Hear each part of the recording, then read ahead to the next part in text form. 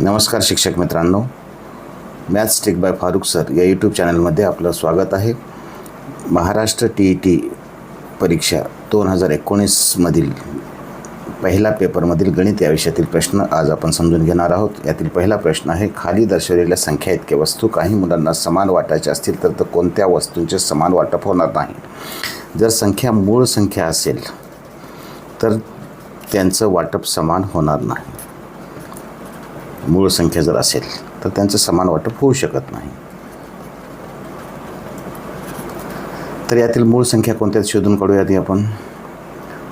4939 यांचा जर विचार केला तर या संख्येला 11ने भाग जातो. 4 आणि 3 7, 9 आणि 9 18, 18मधून 7 गेले 11, म्हणजे ही 11च्या पटीतील संख्या, म्हणजे ही मूळ संख्या नाही. 9 अधिक 8 17, 3 आणि 3 6, 17मधून 6 गेले 11, म्हणजे ही सुद्धा मूळ संख्या नाही. 7 आणि 9 16, 3 आणि 2 5, 16मधून 5 गेले 11, या तिन्ही संख्या मूळ संख्या नाहीत, म्हणजे यांचं वाटप समान होऊ शकतं. आणि या संख्येचा जर विचार केला तर 1939 ही मूळ संख्या आहे. त्यामुळं 1939 या इतक्या संख्येचं आपण समान वाटप करू शकणार नाही, म्हणून याचं उत्तर आहे पर्याय क्रमांक 1. यानंतर दुसरा प्रश्न आहे, योग्य नित्य समानता दर्शवणारा पर्याय कोणता? याचं विस्तार जर केलं तर पहिल्या पदाचा वर्ग म्हणजे x वर्ग अधिक दोन्ही पदांच्या गुणाकाराचे दुप्पट म्हणजे x कटणार आहे 2 अधिक 1/x वर्ग. इथं 2x दिलेलं आहे, म्हणजे पहिला पर्याय नाही. 1/3x वजा 3x कंसाचा वर्ग म्हणजे पहिल्या पदाचा वर्ग 1/9x वर्ग. इथं 1/9x वर्ग आहे, इथं 1/3x वर्ग आहे, म्हणजे दुसरा पर्यायसुद्धा असणार नाही. तिसरा जर विचार केला 1/x वर्ग वजा x वर्ग, म्हणजे इथं a वर्ग वजा b वर्गच्या जर स्वरूपात घेतलं तर पहिल्या कंसामध्ये असणार आहे 1/x वजा x आणि दुसऱ्या कंसात असणार आहे 1/x अधिक x, आणि हे बरोबर आहे. त्यामुळे याचं उत्तर असेल पर्याय क्रमांक 3. चौथा सोडवायची सुद्धा आपल्याला जास्त गरज नाही.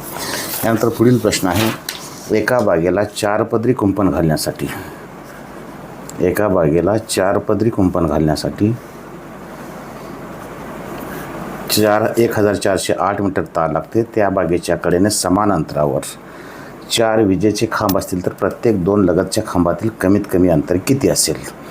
हे 4 खांब आहेत, म्हणजे इथं तयार झालेल्या 4 खांबानं जर जोडलं तर इथं तयार झालेला चौरस, आणि हा व्यास म्हणजे त्याचा असणार आहे कर्ण. व्यास म्हणजे काय असणार आहे? कर्ण. आता 4 पदरीसाठी किती लागलेले आहे? 1408 मीटर. तर 1 पदरसाठी किती लागेल? 1408 भागिले 4, 4 त्रिक 12, 4 25, 4 8 352 मीटर तार 1 पदरासाठी लागणार आहे, म्हणजे त्याच्या परिघ झालेला आहे, त्याचा परिघा इतकं अंतर झालेलं ते. आता या परिघावरून आपण व्यास काढू शकतो.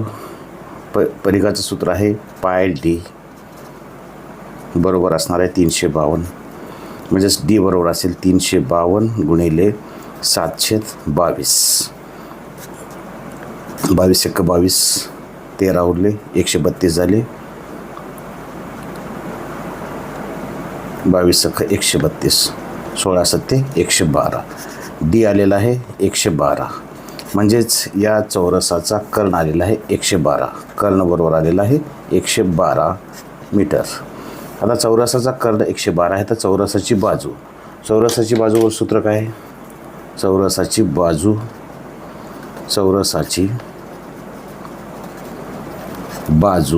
बरोबर सूत्र आहे कर्ण भागिले वर्गमुळात 2. कर्ण आहे 112 भागिले वर्गमुळात 2, म्हणजेच याला आपण दोन्ही बाजूला वर्गमुळात 2ने गुणूया, म्हणजेच आलं 112 वर्गमुळात 2 भागिले 2. 2 पंचे 10, 2 सख्खा 12, म्हणजे याचं उत्तर आलेलं आहे 56 वर्गमुळात 2. पर्याय क्रमांक 4, म्हणजे या 2 खांबातील अंतर असेल 56 वर्गमुळात 2 इतकं असेल. यानंतर पुढील 94 प्रश्न आहे, खालील पर्यायातील पूर्णवर्ग संख्येची जोडी कोणती? पूर्णवर्ग संख्या, आता या दिलेल्या सर्व संख्या दशांश अपूर्णांकातल्या आहेत. तर दशांश अपूर्णांकातील पूर्णवर्ग जर असतील तर याचा दशांश चिन्ह हा समस्थानी असणार आहे. समस्थानी म्हणजे 2 सोडून असेल किंवा 4 सोडून असेल अशा पद्धतीनं असणार आहे. आता 6.250 व 8.41 म्हणजेच हे आहे 6.25 या शून्याला काढून टाकलं आपण व 8.41 दोन्ही ठिकाणी 2 सोडून आहे. त्यानंतर दुसरं जर विचार केलं 52.9 व 0.625 इथं 3 दशांश स्थळ सोडून आहे, इथं 1 आहे म्हणजे ही वर्गसंख्या असणार नाही किंवा स्क्वेअर नंबर असणार नाही. तिसरं आहे 32.4 व 0.529 0.529 3 दशांश स्थळ सोडून आहे, 1 दशांश स्थळ सोडून आहे म्हणजे हा सुद्धा वर्गसंख्या होऊ शकणार नाही. चौथा आहे 3.24 आणि 8.841 3 दशांश स्थळ सोडून आहे म्हणजे ही संख्या स्क्वेअर नंबर असू शकत नाही म्हणजे चौथा सुद्धा पर्याय असणार नाही. याचाच अर्थ पर्याय क्रमांक 1 मधील जोडी ही पूर्ण वर्गसंख्येची जोडी आहे. यानंतर पुढील प्रश्न आहे काही 100 रुपये व काही 95 रुपये किमतीच्या नोटा असलेल्या पाकिटात 15,500 15,500 म्हणजे किती 15,500 म्हणजे झाले 14,750 रुपये. तर यात कमीत कमी 50 रुपयाच्या फक्त किती नोटा असू शकतात असं विचारलेलं आहे. जर आपण समजा 315ला 50नं गुणलं, गुणाकार किती येईल 5 5 25ला 5 2 5 1 5 2 7 5 1 15,750 फक्त 50चे जर 315 नोटा असतील तर हीच रक्कम 14,750 पेक्षा जास्त होते म्हणजे पहिला पर्याय असणार नाही. दुसरा पर्याय आहे 295 गुणिले 50 0 5 5 25ला 5 2 5 9 45 आणि 2 47ला 7 4 5 2 10 4 14 295 जर नोटा असतील 50च्या तर पूर्ण रक्कमच 14,750 होणार आहे म्हणजे तर 100ची नोट असणारच नाही म्हणजे दुसरा पर्यायसुद्धा असणार नाही.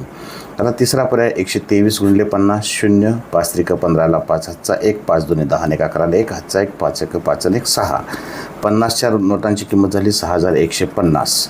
जर 14,750 मधून 50च्या नोटा जर कमी असतील तर उरलेली रक्कम 100ची असेल. 0 7मधून गेले 6 8,600 म्हणजे 8,600च्या नोटा 100च्या असू शकतील.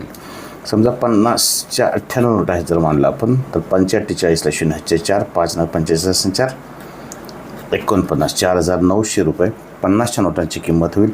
14,750 मधून जर 4,900 रुपये काढले 0 5 17मधून 9 गेले 8 उरले हातचा एकाला 14 5 गेले 9,850 रुपये शिल्लक होतील आणि या 100च्या नोटांच्या स्वरूपात असू शकणार नाहीत म्हणजे पर्याय क्रमांक 4 सुद्धा असणार नाही म्हणून याचं उत्तर असेल पर्याय क्रमांक 3 123 नोटा 50च्या असू शकतील. यानंतर पुढील प्रश्न आहे 15 21 28 व 36 या कोणत्या प्रकारच्या संख्या आहेत. तर या संख्या आहेत त्रिकोणी संख्या. कोणत्या संख्या आहेत त्रिकोणी संख्या. त्रिकोणी संख्या कशाला म्हणतो हे आपण आधी पाहिलेलं आहे. 2 क्रमवार संख्यांच्या गुणाकाराच्या निमपट असलेल्या संख्येला त्रिकोणी संख्या म्हणतात.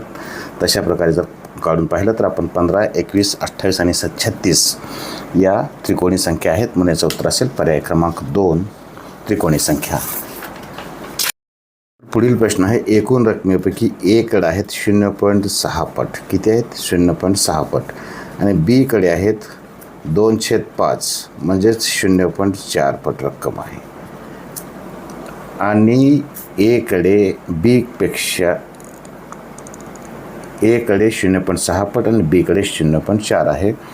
तर 560 रुपये असतील म्हणजे या दोन्ही रकमेतील फरक आहे 560 म्हणजे 0.6 वजा 0.4 बरोबर असणार आहे 560 म्हणजे 0.2 बरोबर 560 असेल. जर 0.2 बरोबर 560 आहे तर 1 बरोबर किती तर काय असेल 560 भागिले 0.2 म्हणजेच 5,600 भागिले 2 बरोबर 2800 रुपये. तर दोघाकडे मिळून एकूण रक्कम असेल 2800 रुपये.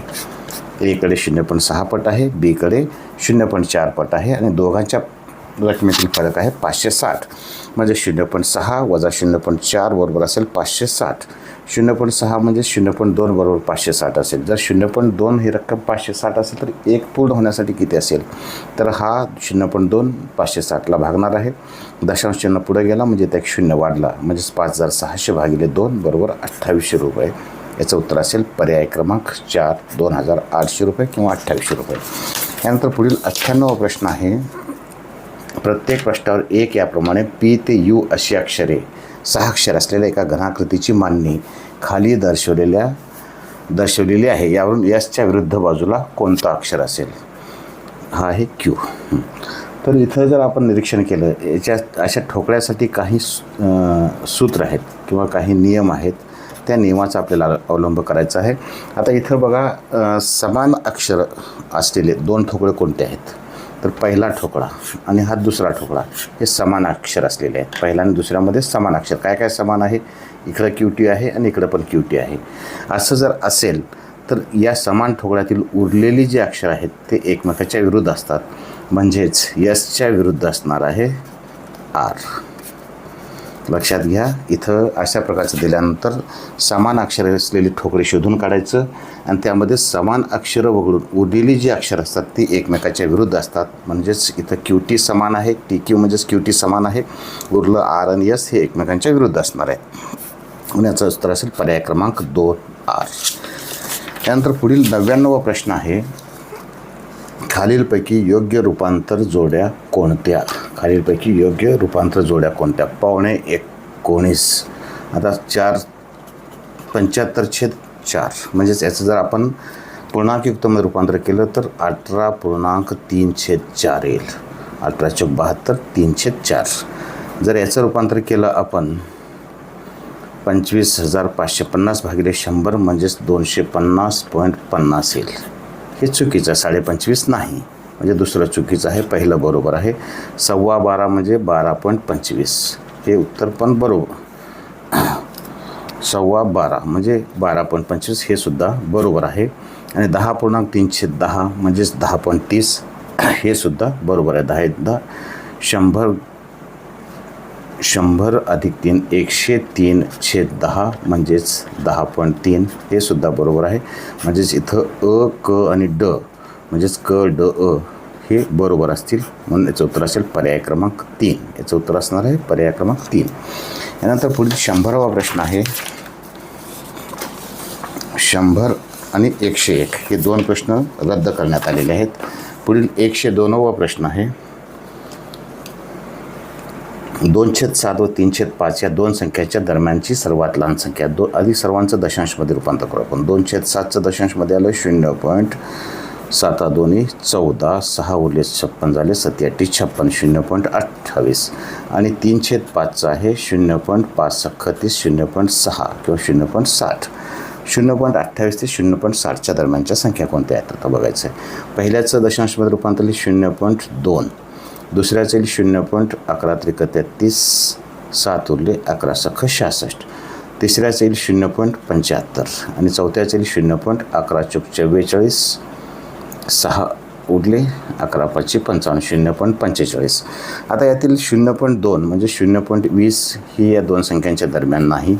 यानंतर 0.75 ही 0.60पेक्षा मोठ्या म्हणजे हे सुद्धा नाही. राहिल्या या 2 संख्या 4/11 म्हणजे 0.36 आणि 0.45 या 2 संख्या 0.28 व 0.60च्या दरम्यान आहेत.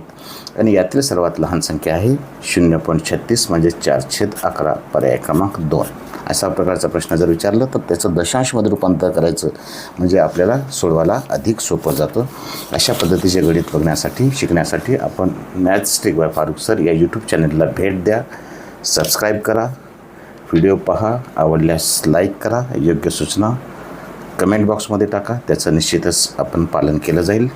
यानंतर पुढील प्रश्न आहे. समान तुकडे करण्यासाठी 210 मीटर लांबीच्या दोरीचे दोन्ही तुकडे जुळवले. म्हणजे 210 मीटर लांबीची दोरी आहे ती अशा पद्धतीनं त्याचे 2 तुकडे जुळवले म्हणजे 2 टोकं जुळवले.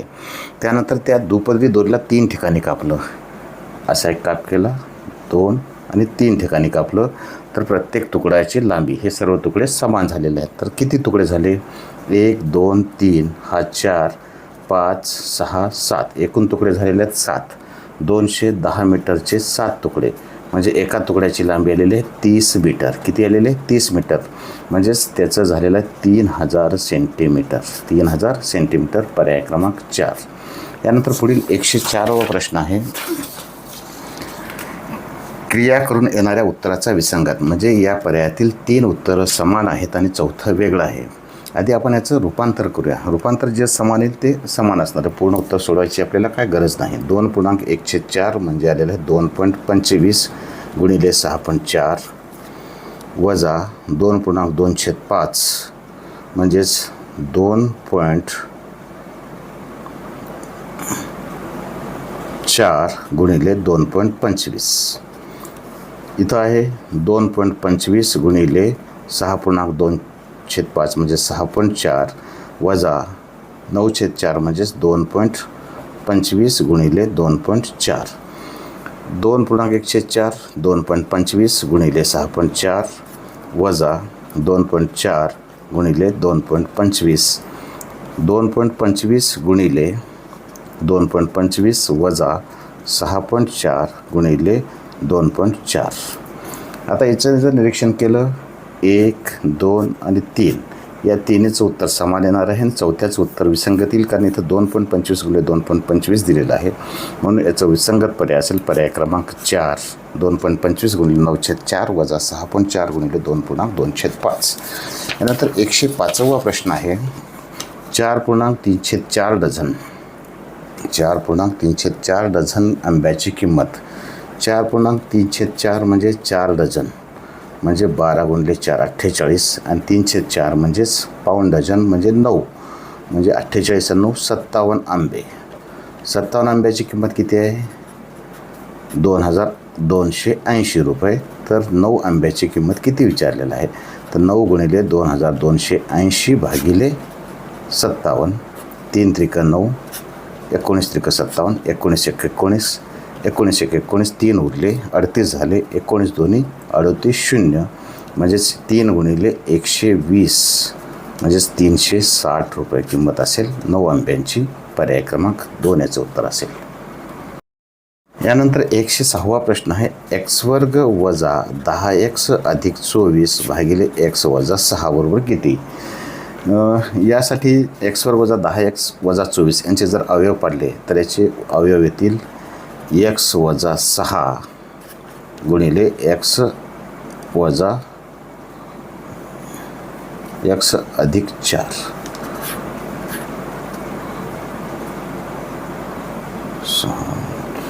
x वजा 4 भागिले x वजा 6 बरोबर 0.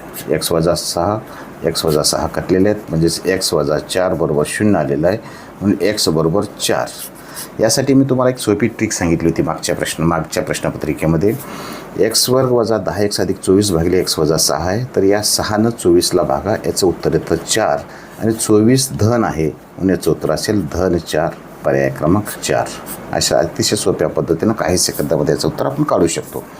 दिलेले आहे 6नं शेवटच्या संख्येला 24ला भागलं, उत्तर 4 आलेलं आहे आणि हे धन असल्यामुळं इथं धन 4 उत्तर येईल याचं. यानंतर पुढील प्रश्न आहे 107वा प्रश्न. क्रमवार 10 समसंख्यांची बेरीज 730 आहे. तर त्यातील फरक फक्त 6व्या व 3ऱ्या संख्येतील बेरीज किती? आता बेरीज 730 आहे म्हणजे याची सरासरी आली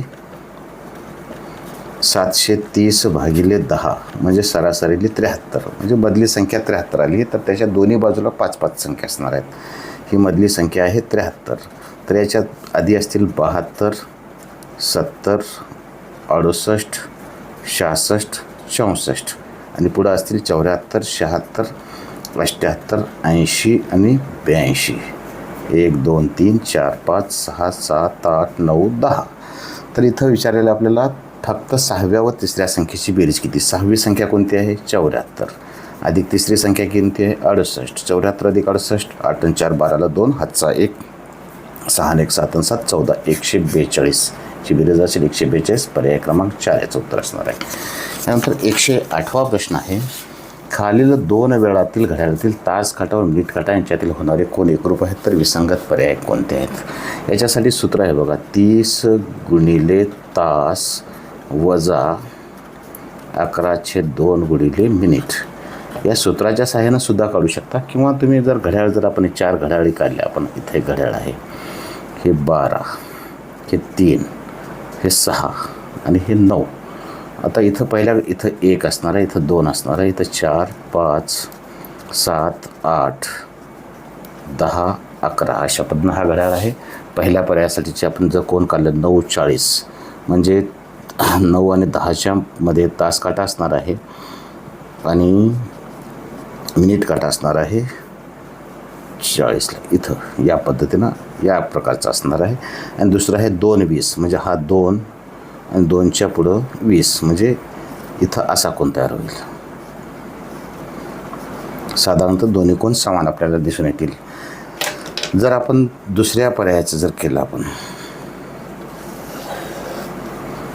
12, 6, 3, 9, 1, 2, 4, 5, 7, 8, 10, 11, 4 वाजून 25 मिनिट. इथं हा 4ला तास काटा असेल आणि 25ला म्हणजे इथं हा असेल. अशा पद्धतीनं असेल. 4च्या पण पुढं असणार आहे हा काटा, तास काटा.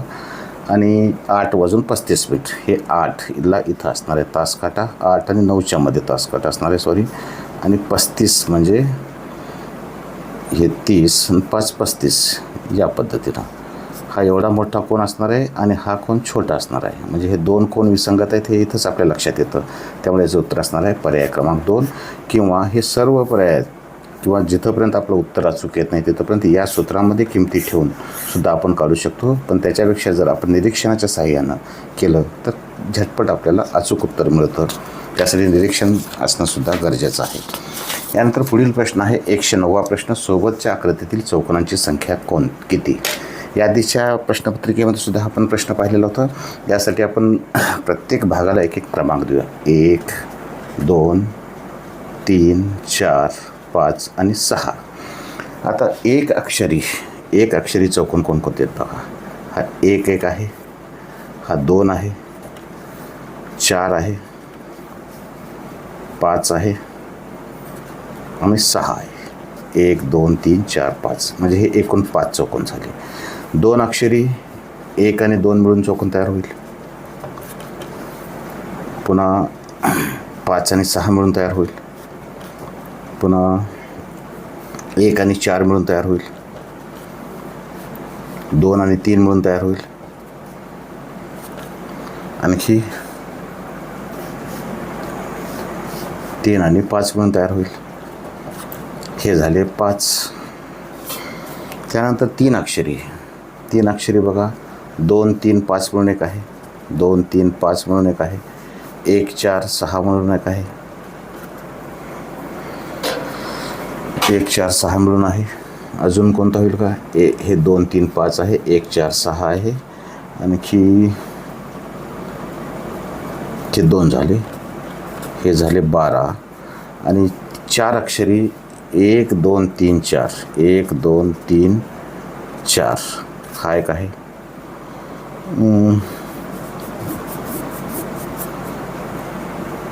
1, 2, 3, 4 एक आहे. पुन्हा 3, 4, 5, 6 एक आहे. 3, 4, 5, 6 एक आहे. त्यानंतर 1, 2, 3, 4, 3, 4, 5, 6 झालेला आहे.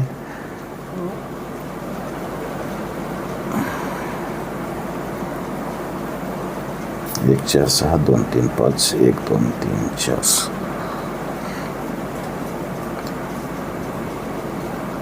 आणखी 3 अक्षरी बघा. 2, 3, 5 हा एक चौकोन तयार झालेला आहे. 1, 4, 6 झालेला आहे. पुन्हा 2 अक्षरीमध्ये 1, 2 आहे. 5, 6 आहे. 1, 4 आहे. 2, 3 आहे. 3, 5 आहे. आणि 4, 6 एक आहे. हा 4, 6 एक आहे. म्हणजे इथं झाले 6 चौकोन. आणि हा पूर्ण 1, 2, 3, 4, 5, 6 असे एकूण झालेले आहेत. 6 आणि 5 11 आणि 4 15 आणि 1 16 एकूण चौकोन तयार झालेले आहेत 16. पर्याय क्रमांक 1 याचं उत्तर असेल. अशा पद्धतीनं दिलेल्या भागाला आपण क्रमांक टाकून निरीक्षणाच्या साहाय्यानं अतिशय झटपट सोप्या पद्धतीनं काढू शकतो आपण याचं उत्तर. यानंतर पुढील प्रश्न आहे 8 स्टार 4 2. 8 star 4 star 2. यात स्टार बरोबर समान अंक आहे. स्टार बरोबर किती आहे. समान अंक आहे. आणि फरक आहे 6930. त्याच्यासाठी सोपी पद्धत आहे. पहिला स्टार किती स्थानी? 1000 स्थानी. दुसऱ्या स्टार किती स्थानी? दशक स्थानी. म्हणजे याच्यात स्थानातील फरक आला 1000 वजा 10 990. 6930ला जर 990 आपण जर भागलं म्हणजे 00 कटले, 11 90 99, 11 सक 66, 3 उरले 11 त्रिक 33, 9 91, 9 सत्ते 63. म्हणजे स्टार बरोबर आलेला आहे 7. पर्याय क्रमांक 3. किंवा याच्यासाठी दुसरी एक सोपी पद्धत आहे. फरक आहे 6930, तर 6च्या पुढचा अंक 7, तर ही संख्या असणार आहे 7. अशा पद्धतीने सुद्धा आपण काढू शकतो. किंवा ही पद्धत तर अतिशय सोपी आहेच. म्हणण्याचं उत्तर आहे पर्याय क्रमांक 3 7. 111वा प्रश्न रद्द केलेला आहे बोर्ड आयोगानं. त्यानंतर 112वा प्रश्न आहे. 4 वर्षापूर्वी सुमित व राजू, हे राजू आर अधिक सुमित यस यांच्या वयाची बेरीज 4 वर्षापूर्वी 31 वर्ष होती आणि सुमित राजूपेक्षा 3 वर्षांनी लहान आहे. म्हणजे राजू वजा सुमित बरोबर आले, यांच्यातला फरक आहे 3चा. आता असे 2 समीकरण तयार झाले, यांची बेरीज केली, अधिक एस वजा एक्स कटले, आर आर बरोबर 2 आर आले, 31 अधिक 3 आले 34. म्हणजे आर बरोबर आलेला आहे 34 भागिले 2 बरोबर 17 वर्ष. आर आलेला आहे 17 वर्ष. हे कधी? 4 वर्षापूर्वी. तर राजूचं 5 वर्षानंतरचं विचारलेलं आहे. 4 वर्षापूर्वी 17. 4 वर्षापूर्वी किती आहे? 17. आज किती झालं? 21. आणि 5 वर्षानंतर किती झालं?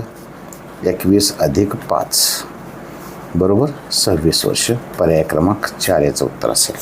त्यानंतर 113वा प्रश्न आहे. 6.6 मीटर गुणिले 1.2 मीटर असा एक पॉलिथिन आहे. याची लांबी आहे 6.6 मीटर आणि रुंदी आहे 1.2 मीटर. तर याच्या आपल्याला पिशव्या बनवायच्या आहेत. पिशव्यांना 2 पदर असणार, म्हणजे 2 बही असणार, लक्षात ठेवायचं आहे. आणि याचं 12 सेंटीमीटर लांबी आहे आणि 10 सेंटीमीटर रुंदी आहे. म्हणजे याच्यात डबल लागणार आहे आपल्याला, हे लक्षात ठेवायचं. तर किती पिशव्या तयार होतील? याच्यासाठी साधं सोपं आहे. या दोघांचा भागाकार आपल्याला करायचा आहे. 6.6 मीटर म्हणजे 660 सेंटीमीटर गुणिले 120 सेंटीमीटर भागिले 12 सेंटीमीटर गुणिले 10 गुणिले 2. 2 का करायचं? तर तिथे डबल पॉलिथिनचे पिशवीला 2 भाग असतात.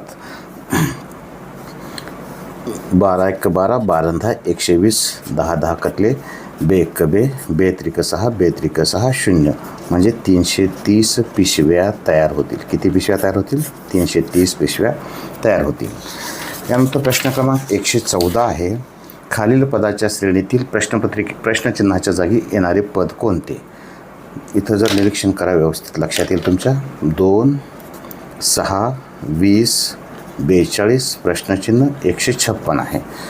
2 गुणिले 1 बरोबर 2 आलेलं आहे. 3 गुणिले 2 6, 5 गुणिले 4 20, 7 गुणिले 6 42. 2 मूळ संख्या, 3 मूळ संख्या, 5 मूळ संख्या आणि 7 मूळ संख्या. म्हणजे मूळ संख्या गुणिले त्याच्या आधीची लगतची संख्या, लगतची आधीची संख्या असा क्रम आहे.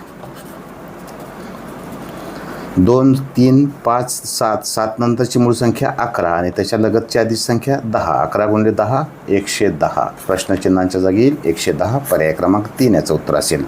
पुढचं जर बघायचं तर 11च्या पुढची संख्या 13. 13 गुणिले 12 करा, याचं उत्तर येईल 156. अशा पद्धतीने याचं उत्तर येईल पर्याय क्रमांक 3 110. यानंतर 115वा प्रश्न आहे. मूळ संख्यांचा गट दर्शवणारा पर्याय कोणता? इथं जर निरीक्षण केलं 143 संख्या, 143 ही संख्या 11ने भाग जाणार आहे. 11च्या पट्टीतील आहे. इथं 143 आहे, इथं 143 आहे आणि पर्याय क्रमांक 4मध्ये सुद्धा 143 आहे. म्हणजे इथं संयुक्त संख्या आहे. पर्याय क्रमांक 3 हा एकमेव असा पर्याय ज्याच्यामध्ये सर्व संख्या मूळ आहेत. बाकीच्या सर्व संख्यांचा कीस पाडायची आपल्याला गरज नाही. केवळ निरीक्षणाच्या सहाय्याने आपण याचं उत्तर काढू शकतो. याचं उत्तर आहे पर्याय क्रमांक 3 मधील जे संख्या आहेत त्या सर्व संख्यांचा गट हा मूळ संख्यांचा गट आहे. त्यानंतर पुढील 116वा प्रश्न आहे. 2012 साली प्रजासत्ताक दिन गुरुवारी होता, तर त्याच वर्षी बालदिन कोणता होता? 2012 लीप वर्ष आहे. अशा वेळेस याचं एक सूत्र आहे, ठोकताळ आहे. प्रजासत्ताक दिन आणि बालदिन या दोघांचा संबंध. तर प्रजासत्ताक दिनाच्या एक दिवस आधी बालदिन असतो. प्रजासत्ताक दिन गुरुवार आहे, तर त्याच्या एक दिवस आधी काय असणार आहे? बुधवार. म्हणजे बालदिन असणार आहे बुधवारी. पर्याय क्रमांक 1 त्याचं उत्तर असणार आहे. त्यानंतर पुढील प्रश्न आहे अ गावातील आलेखासाठी 117वा प्रश्न रद्द केलेला आहे आयोगानं. यानंतर 118वा प्रश्न स्तंभालेखाचं निरीक्षण करून द्यायचं आहे. मी आलेख तुमच्यासमोर ठेवत आहे. आलेखाचं निरीक्षण करूया आपण. इथं आपल्याला अ, ब, क, ड या गावातील साक्षरची लोकसंख्या दिलेली आहे आपल्याला. तर इथं प्रश्न पहिला 117वा रद्द केलेला आहे. 118वा प्रश्न आहे अ गावातील साक्षर लोकसंख्या ही निरक्षर लोकांच्या लोकसंख्येच्या किती पट आहे? अ गावातील साक्षर लोकसंख्या आहे 70 आणि 80चे 5% दिलेलं ना, 70 75. अ गावातील लोकसंख्या दिलेलं 75. ही निरक्षर लोकांच्या किती पट आहे म्हणलेलं? 85. अ गावातील लोकसंख्या आहे 85, तर ती निरक्षरांच्या किती पट आहे? साक्षरांची संख्या आहे 85 आणि निरक्षरांची संख्या किती आहे? 15%. म्हणजे 85 भागिले 15 बरोबर आलेलं आहे 15 5 75. आधी याला 5 न भागूया. 5 त्रिक 15, 5 एक 5 17 5 85 म्हणजे 17/3 आलेलं आहे. याचं जर रूपांतर आपण केलं तर 3 5 15 2 उरले 3 5.2/3 म्हणजे सूत्र आहे पर्याय क्रमांक 2 5.2/3 पट अ गावातील साक्षर लोकसंख्या निरक्षर लोकसंख्येच्या आहे. यानंतर पुढील प्रश्न आहे 119वा प्रश्न.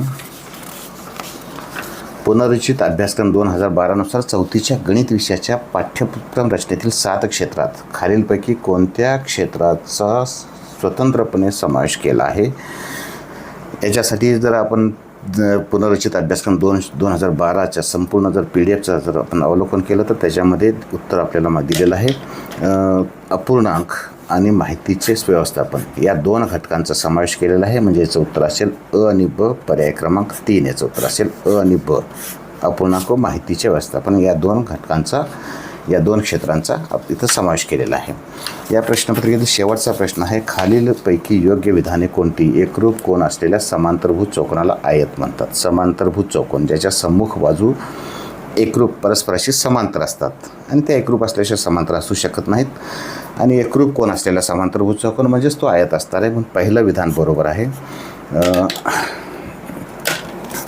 यानंतर पहिलं विधान बरोबर आहे. यानंतर दुसरा एकरूप बाजू असलेल्या आयताला चौरस म्हणतात. आयताच्या सम्मुख बाजू जर सर्व बाजू एकरूप असतील, कारण आयत आणि चौरसाचे सर्व कोन काटकोन असतात, म्हणून एकरूप बाजू असलेल्या आयताला चौरस म्हणतात. हे सुद्धा विधान बरोबर आहे. एकरूप कोन असणाऱ्या समभुज चौकोनाला चौरस म्हणतात. हे सुद्धा विधान बरोबर आहे, कारण या विधानामधील सर्व गुणधर्म आयताला आणि चौरसाला लागू होतात. चौरस म्हणून विधान क सुद्धा बरोबर आहे.